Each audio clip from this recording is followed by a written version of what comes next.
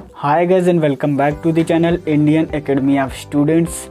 आज हम पढ़ेंगे बीएससी एजी के 7th सेमेस्टर के subject environmental science and agro ecology के एमसीक्यू क्वेश्चंस के। बिलीव मी गाइस, इस वीडियो को देखने के बाद आप एग्ज़ाम देने के लिए सफिशिएंट है। ये वीडियो आपके लिए, आपको अलग से ज़्यादा पढ़ने की ज़रूरत नहीं है। जितना आपको इस वीडियो में बता दिया जाएगा एग्ज़ाम के लिए सफिशिएंट है। थोड़ा बहुत आप चाहें तो अलग से भी किसी सोर्स से पढ़ सकते हैं, अदरवाइज़ ये वीडियो आपके लिए सफिशिएंट रहेगा। तो स्टार्ट करते हैं वीडियो को। तो पहला क्वेश्चन है कि पारिस्थितिकी शब्द का सर्वप्रथम उपयोग कब हुआ? तो आप 1886 में हुआ था। नेक्स्ट क्वेश्चन करते हैं, इकोलॉजी जो शब्द है वो किस लैंग्वेज से बना है? इकोलॉजी शब्द है वो आपकी ग्रीक लैंग्वेज से बना है। ग्रीक लैंग्वेज से बना है हमारा। नेक्स्ट क्वेश्चन है, कौन से वैज्ञानिक से इकोलॉजी वर्ड संबंधित है? यानी कौन से वैज्ञानिक ने इस इकोलॉजी वर्ड की खोज की थी या आविष्कार की थी? तो उनका नाम है अर्नेस्ट हैकेल ने। नेक्स्ट क्वेश्चन है, जीवों के उनके वातावरण से परस्पर संबंध का अध्ययन करते हैं किस विभाग में या किस सेक्शन में? तो आप कॉमन सी बात है कि इकोसिस्टम में यानी इकोलॉजी में यानी पारिस्थितिकी में उनका अध्ययन करते हैं। नेक्स्ट है, निम्नलिखित में से कौन सी गेहूं की प्रजाति है? अब इसमें ऑप्शन दिया है हिमानी, यूपी 2003, आज़ाद और रत्ना। माय डियर फ्रेंड, ये आपका सही हो जाएगा ऑप्शन यूपी 2003। अब धान का वानस्पतिक नाम क्या है? धान का वानस्पतिक नाम है ओराइजा सटाइवा। आप याद रखिएगा, ओराइजा सटाइवा।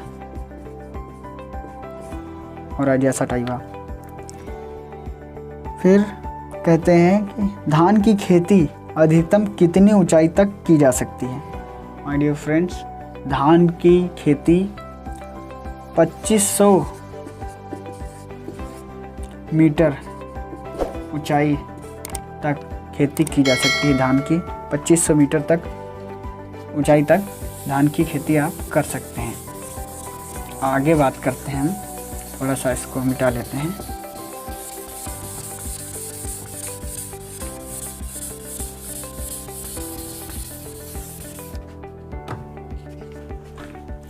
आगे बात करते हैं, सरसों के बीज के अंकुरण के लिए उपयुक्त तापक्रम यानी टेम्परेचर क्या है?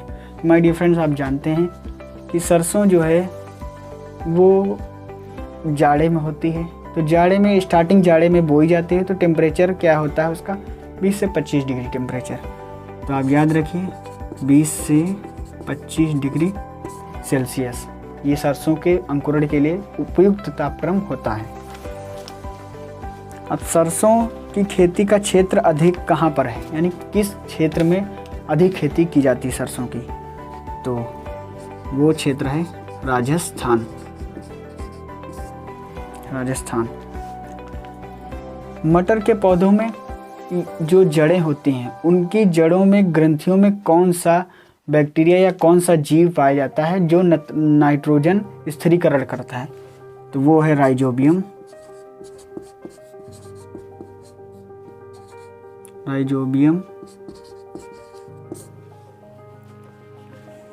नेक्स्ट है, किस वैज्ञानिक ने पादप समुदाय को एक प्रमुख इकाई के रूप में जाना था? तो उनका नाम है ग्रिसबैक।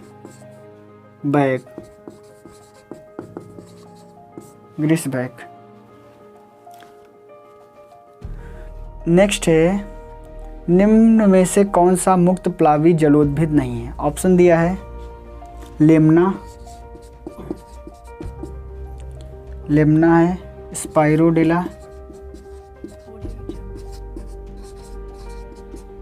स्पाइरोडेला, एजोला और ट्रापा। गाइस कमेंट करके बताइए सही आंसर इसमें से कौन सा होगा। मैं आपको सही आंसर प्रोवाइड करता हूँ। ट्रापा आपका सही आंसर है। ओके, आगे बात करते हैं।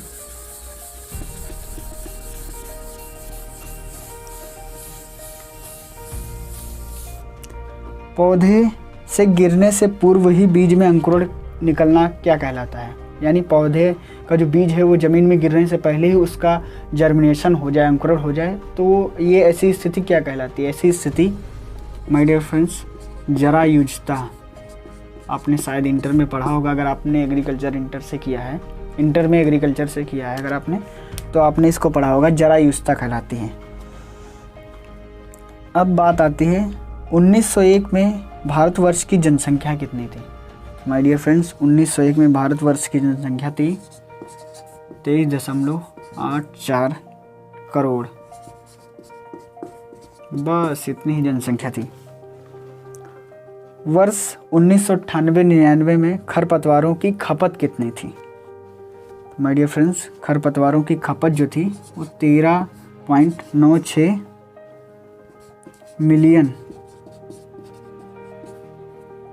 मिलियन करोड़ इतनी खपत थी। 13.96 मिलियन करोड़ खपत थी। अब हरित क्रांति में किस फसल ने अपना महत्वपूर्ण योगदान दिया? तो आप सबको ये बात पता होनी चाहिए कि हरित क्रांति में जो सबसे ज़्यादा योगदान देने वाली फसल थी वो थी गेहूँ।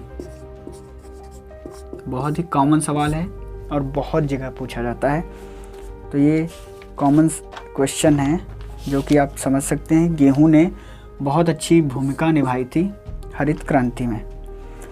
अब राष्ट्र संघ के निर्देशन में स्टॉकहोम सम्मेलन कब हुआ था? तो स्टॉकहोम सम्मेलन जो था वो 1972 में हुआ था। नेक्स्ट है क्वेश्चन, विश्व ओजोन दिवस कब मनाया जाता है? माय डियर फ्रेंड्स विश्व ओजोन दिवस 16 सितंबर को मनाया जाता है। ये विश्व ओजोन दिवस, ओजोन का क्या हमारे लिए योगदान है? बहुत बड़ा योगदान है, क्योंकि अल्ट्रा वेव जो किरणें होती हैं सूर्य से आती हैं उनको हमारा ओजोन रोकता है, ओजोन लेयर। और इसका जो रासायनिक सूत्र है वो O3 यानी ऑक्सीजन के 3 अणु मिलके ये ओजोन लेयर बनाते हैं। ओके, विश्व किसान दिवस कब मनाता है? विश्व किसान दिवस कब मनाया जाता है? गाइज ये तो हर किसी एग्रीकल्चर स्टूडेंट्स को पता होना चाहिए, क्योंकि हम लोग एग्रीकल्चर की पढ़ाई कर रहे हैं, तो ऑब्वियस सी बात है कि एग्रीकल्चर के फील्ड में बहुत अच्छा करने के लिए ही कर रहे हैं। तो एग्रीकल्चर यानी फार्मर दिवस कब मनाया जाता है? विश्व फार्मर दिवस तो 23 दिसंबर को मनाया जाता है। 23 दिसंबर को मनाया जाता है। विश्व पर्यावरण दिवस कब मनाया जाता है? माय डियर फ्रेंड्स 5 जून को विश्व पर्यावरण दिवस मनाया जाता है। चिपको आंदोलन कहाँ से शुरू हुआ था? माय डियर फ्रेंड्स चिपको आंदोलन जो है ये पहले यूपी में लगता था, वो जगह जो मैं अभी नाम बताऊंगा आपको, अभी वो उत्तराखंड में लगता है। उत्तराखंड में लगता है और उस जगह का नाम है चमोली। अब इसमें से कई सारे क्वेश्चन बन गए। पहला तो चिपको आंदोलन कहाँ से शुरू हुआ था, डायरेक्ट पूछेगा तो चमोली से शुरू हुआ था। दूसरा, जिस प्रदेश में चिपको आंदोलन शुरू हुआ था उस पहले वो किसके अंदर में आता था? तो यूपी के अंतर्गत आता था। अब किसके अंतर्गत आता है? तो उत्तराखंड के अंतर्गत आता है। माय डियर फ्रेंड्स आपको 3 क्वेश्चन तो इसी में से मिल गए। ओके, तो गांव में खाना बनाने के लिए सबसे ज़्यादा उपयोग की जाने वाली चीज़ें क्या हैं? तो वो है गोबर के उपले कह सकते हैं आप, या कंडे, कहीं कहीं कंडे भी बोला जाता है, तो आप कंडे या कंडा जैसा भी आप कहना चाहें कह सकते हैं।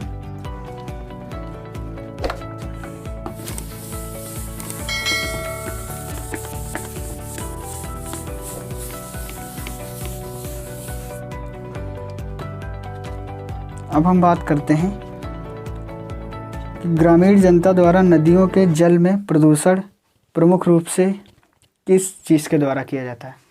तो एक कॉमन सा काम है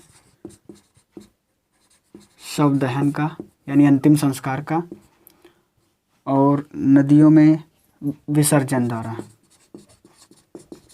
ओके।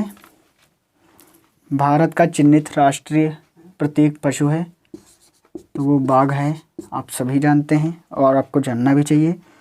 हरियाणा का प्रस्तावित राज्य पक्षी है, बतख है। आपको जल्दी जल्दी ये क्वेश्चन करा रहा हूँ ताकि ये वीडियो लंबा ना हो जाए और आप क्वेश्चन भी जान जाएं। उत्तर प्रदेश का प्रस्तावित राज्य प्रतीक वृक्ष है बरगद। भारत का राष्ट्रीय प्राणी उद्यान कहाँ पर है? तो माय डियर फ्रेंड्स, दिल्ली में है ये।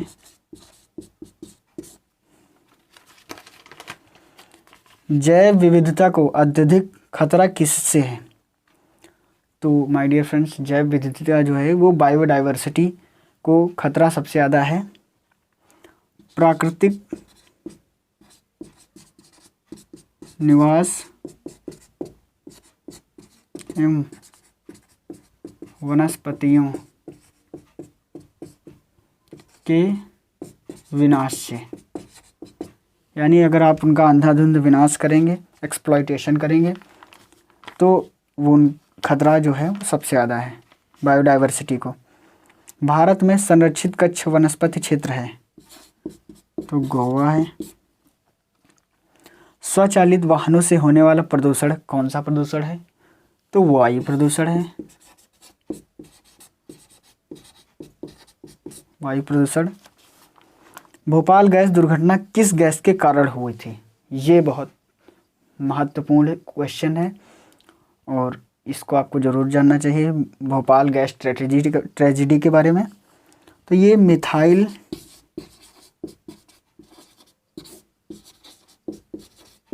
आइसोसाइनेट, मिथाइल आइसोसाइनेट गैस जो थी वो उसके कारण में हुआ था।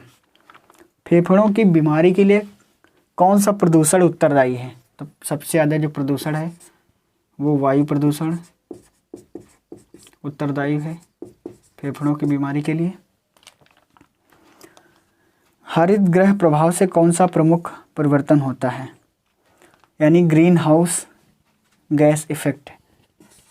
ग्रीन हाउस गैस इफेक्ट में आपका जो CO2 लेवल है वो सबसे ज़्यादा बढ़ता है और इसमें सबसे ज़्यादा भूमिका भी CO2 निभाता है इसके बढ़ने में। और CFC हो गया, जैसे क्लोरोफ्लोरोकार्बन है, ये तो आपके कई सारे क्वेश्चन बन गए। क्ले का आकार जो होता है, क्ले कण का आकार जो होता है वो कितना होता है मिलीमीटर व्यास में? 0.002 mm से कम होता है, 0.002 mm से कम होता है। ओके।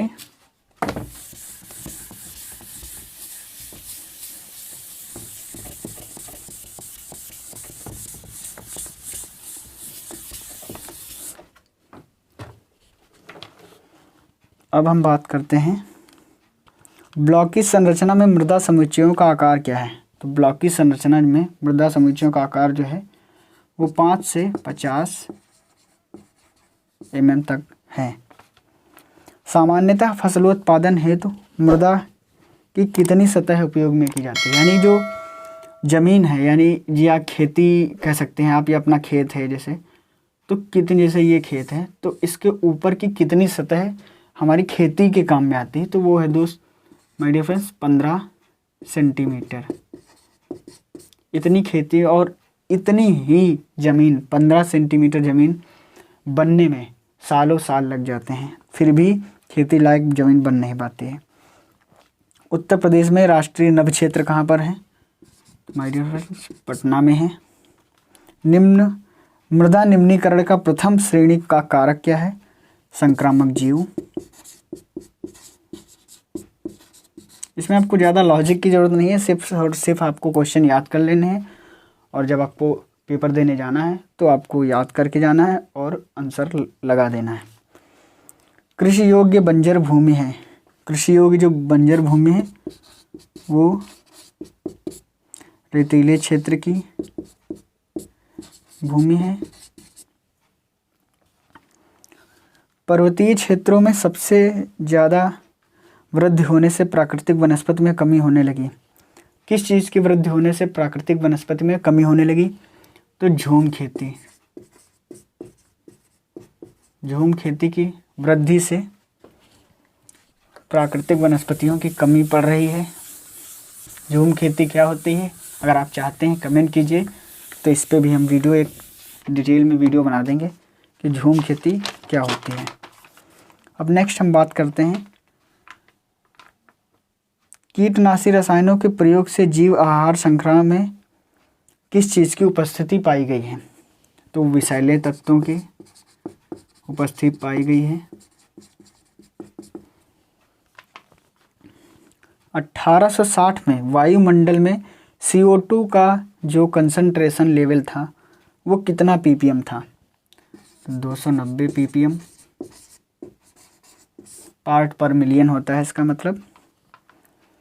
यमुना जल में हानिकारक बैक्टीरिया प्रति 100 मिलीलीटर में कितने पाए जाते हैं? तो 75 100 प्रति 100 ml वाटर में, यानी 100 ml वाटर में आपको 7500 बैक्टीरियाज पाए जाते हैं। अधिकांश जीवधारियों की तापक्रम सहनशीलता क्या है? तो 10 डिग्री सी से 45 डिग्री सी तक ये तापक्रम झेल सकते हैं, यानी टेम्परेचर तापक्रम। पृथ्वी का कितना प्रतिशत भाग वनों से आच्छादित होना चाहिए? ये जो रिक्वायरमेंट है कि कितने प्रतिशत भाग आच्छादित होना चाहिए, तो मिनिमम आपको 33% रिक्वायरमेंट है कि वो भाग आच्छादित होना चाहिए। बाह्यमंडल से ऊपर अणु बताए गए हैं, वो कौन से अणु हैं? बाह्यमंडल से ऊपर जो है वो हाइड्रोजन अणु है।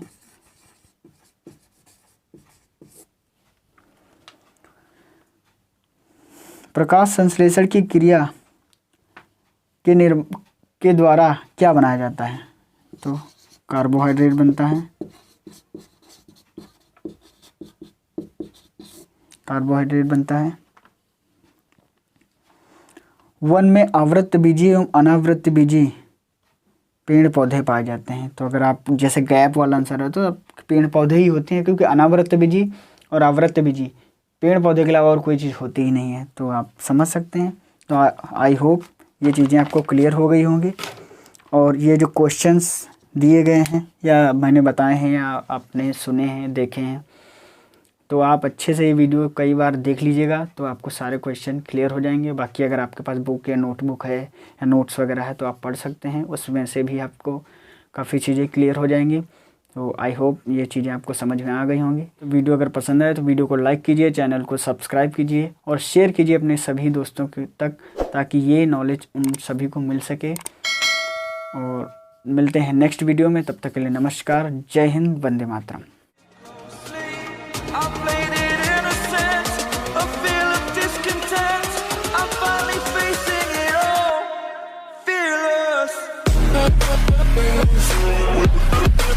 We'll be right back.